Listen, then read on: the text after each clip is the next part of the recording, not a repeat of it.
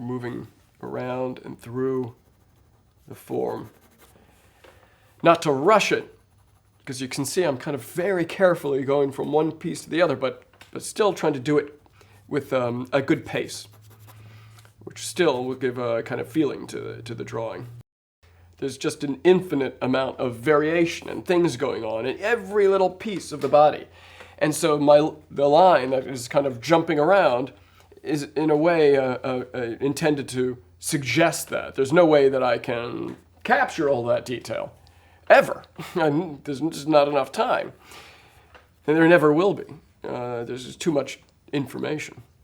But my pencil kind of wiggling around tells us that there is a very elaborate story here of the form and the figure that can be told.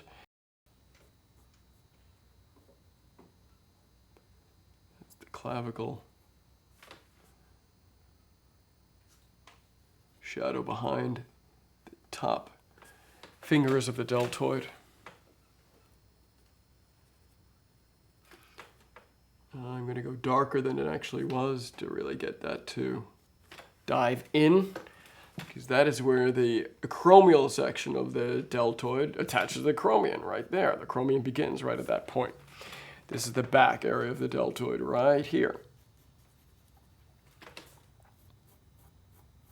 Knowing that gives some context to that little halftone that's right there. That halftone has some meaning. It's there for a reason. It's moving away from the light, and that's the juncture point between the deltoid and another form. If you know the anatomy, you're more likely to discover that little halftone, rather than having this bleed right into the shoulder girdle here of the infraspinatus and the teres major. Oh, or you could just look real hard, or both. That's kind of what I'm doing. I'm just really looking hard. And then we'll just see how that shadow breaks at that vein. I can't do two edges at once, so I'm doing this edge, and then later on I'll knock out the lower edge of that shadow.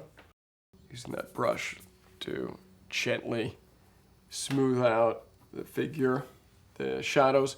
I don't want to use the brush too much. It could polish up the figure and polish up some of these shadows. So I want to leave a little bit of grit or roughness to the shadows.